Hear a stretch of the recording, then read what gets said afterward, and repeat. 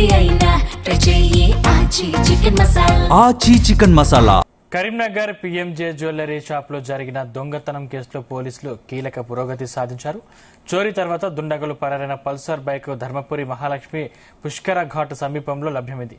దుండగులు బైక్ ఇక్కడ వదిలేసి కాలినడకన గోదావరి నది దాటి ఆదిలాబాద్ అటు నుండి మహారాష్ట్ర వెళ్లినట్లు అనుమానాలు వ్యక్తం చేస్తున్నారు పోలీసులు.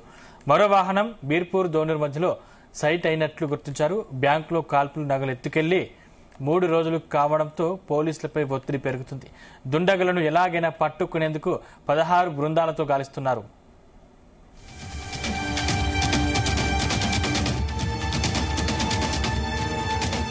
దానికి సంబంధించిన మరిన్ని డీటెయిల్స్ మా ప్రతినిధి గోపికృష్ణ అందిస్తారు. గోపికృష్ణ.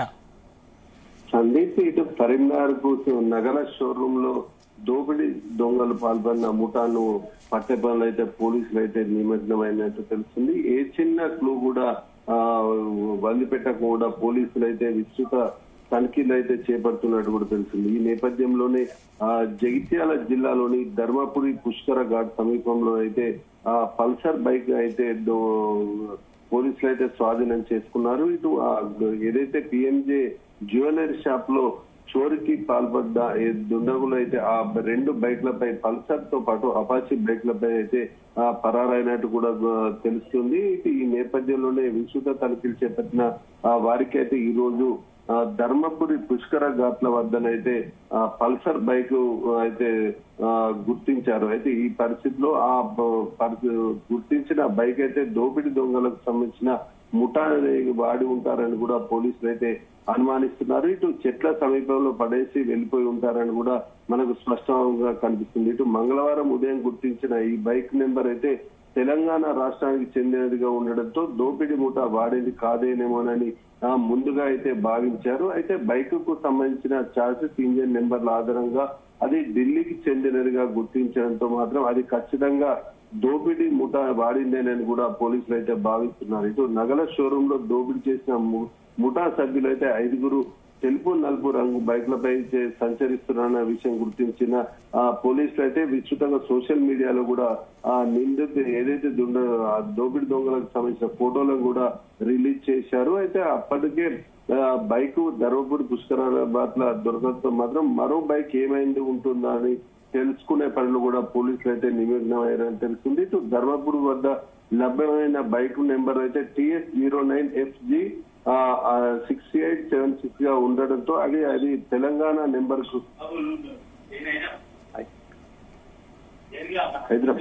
హైదరాబాద్ కు సంబంధించిన ఏదైతే ఇంజన్ కు సంబంధించిన బెలోనో హైదరాబాద్ సంబంధించిన బెలోనో కారు సంబంధించినదిగా పోలీసులు అయితే విచారణలో తేలింది. దీంతో ఇంజన్ చార్జెస్ నెంబర్లను సేకరించిన పోలీసులు ఆ నెంబర్లతో కంపెనీ నుండి బయటకు వచ్చిన తర్వాత ఏ షోరూమ్ లో అలర్ట్ అయ్యే ఎవరు కొనుగోలు చేశారన్న వివరాలను అయితే సేకరిస్తున్నారు. ఇటు ప్రాథమికంగా అందిన సమాచారం ప్రకారం అయితే బైక్ ఢిల్లీ షోరూమ్ ద్వారా విక్రయించినట్టుగా కూడా గుర్తించారు. ఈ బైకును కొనుగోలు చేసింది ఎవరు, కరీంనగర్ నగర షోరూమ్ దోపిడీ పాల్పడిన ముఠాకు ఏ విధమైన సంబంధం ఉన్న విషయాలు కూడా పోలీసులు అయితే సాంకేతిక పరంగా అయితే వివరాలు అయితే సేకరిస్తున్నట్టు కూడా తెలుస్తుంది. ఇటు ఢిల్లీలో బైక్ పోయినట్టుగా పోలీసులకు ఫిర్యాదు అందిందా లేదా అన్న కోణంలో కూడా పోలీసులు అయితే విచారణ చేపడుతున్నారు. ఆదివారం ఉదయం 11:12 ప్రాంతంలో కరీంనగర్ నగర షోరూమ్ లో అయితే దోపిడీ ముఠా దోపిడీకి పాల్పడిన వెంటనే మధ్యాహ్నం 12:30 సమయంలో అయితే ధర్మపురి ప్రాంతానికి చేరుకొని ఉంటుందని కూడా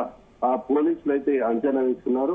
ఈ లెక్కన మధ్యాహ్నం వరకే గోదావరి తీరానికి చేరుకున్న దొంగలు ఈ బైక్ ను అక్కడ పడేసి ఎటువైపు వెళ్తున్నారు, ఎప్పుడు వెళ్తున్నారు అన్న వివరాలు అయితే సేకరిస్తున్న పని అయితే కనిపిస్తుంది. ఇటు రాత్రి వరకు కూడా ధర్మపురి పరిసర ప్రాంతాల్లో అయితే పర్యటించి ఉంటారని కూడా ఒక అంచనాకైతే వచ్చారు. ఇటు ఏదైతే అక్కడ పల్సర్ బైక్ పడేసి వెళ్లిన ఏదైతే దుండగులు ఉన్నారో వారు గోదావరి నది నుంచి కూడా నడుచుకుంటూ వెళ్లి ఉంటారని కూడా పోలీసులు అయితే అంచనా వేశారు. లేని పక్షంలో ఆటో లేదా బస్ లో ప్రయాణం చేసి ఉండొచ్చు అని కూడా అనుకుంటున్న పరిస్థితి కనిపిస్తుంది. మరోవైపు మరో బైక్ కూడా ఇటు ధర్మపురి నసలపేట నుంచి కొల్వాయి మీదుగా బీర్పూర్ మీదుగా కూడా వెళ్ళినట్టు కూడా పోలీసులు అయితే గుర్తించారు. ఆ దిశగా కూడా పోలీసులు అయితే విచారణ చేపట్టినట్టు కూడా తెలుస్తుంది. ఆ దండపల్లి అడవి ప్రాంతానికి కూడా వెళ్లే అవకాశం ఉన్నట్టు కూడా ఆ దిశ కూడా పోలీసులు అయితే విచారణ చేపట్టారు. మొత్తానికైతే కరీంనగర్ కు సంబంధించిన జ్యువెలరీకి సంబంధించి ఏదైతే చోరీకి పాల్పడ్డ దుండగులు ఉన్నారో త్వరలోనే పట్టుకుంటామని చెప్పేసి పోలీసులు ధీమా వ్యక్తం చేస్తున్నప్పటికీ పోలీసుల కళ్ళు కప్పి కూడా ఏదైతే మారుమూల ప్రాంతాల నుంచి కూడా ఈ బైక్ దొంగలు అయితే గోపి అయితే ఈ ఘటనకు సంబంధించి ఇప్పటికే పోలీస్ శాఖ అదేవిధంగా ప్రభుత్వం మీద తీవ్ర విమర్శలు వ్యక్తం చేస్తున్న పరిస్థితి ప్రతిపక్షాలు. అయితే నిందితులు రాష్ట్రం దాటారా లేకపోతే ఇక్కడ అడవిలో ఎక్కడైనా నక్కి ఉన్నారని పోలీసులు ఏం చెప్తున్నారు?